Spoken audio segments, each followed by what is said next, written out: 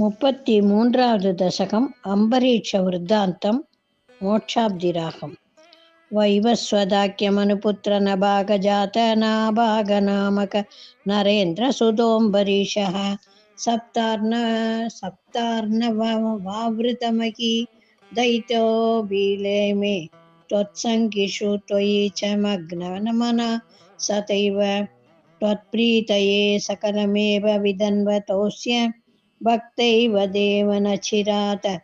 భృతా ప్రసాదం येनास्य याचनं हृदेभ्य विरक्षणार्थं चक्रं भवान् प्रविततार सहस्रतारं सद्वादशीवृतमतो भवदर्शनार्थं वर्षं दतो मधुवने यमुनोपकाण्ठे वन्द्यासमं सुमनसा महतिं विदन्वन् भूजां तुजेषु विसृजन् वसुषष्टिकोटिं तत्रादवारणदिने भवदर्शनान्ते दुर्वासास्य मुनिना पवनं प्रभेते भोक्तुं हृदश्च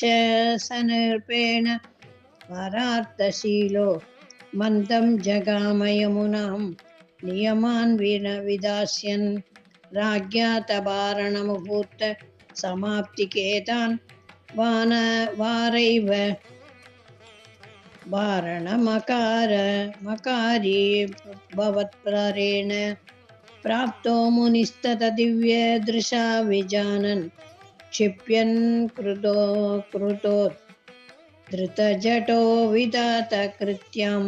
कृत्यां च तामसितारं भुवनं दहन्तीम् अक्रे वीक्ष्य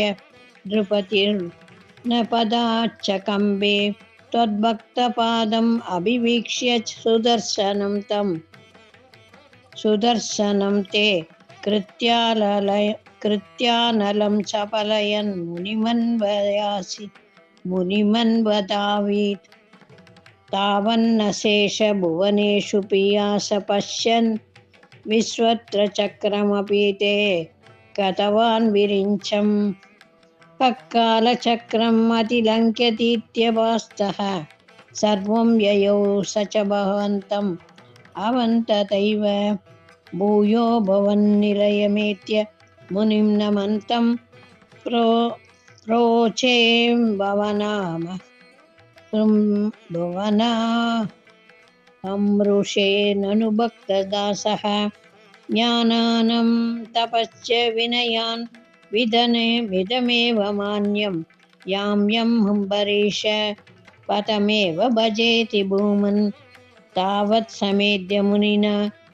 सगृहीतपादो राजावसृत्य भवतस्तरम् असावनौषीत् चक्रे कते मुनिररात किलाशिषोऽस्मै त्वद्भक्तिमागसीकृतेऽपि कृपाञ्च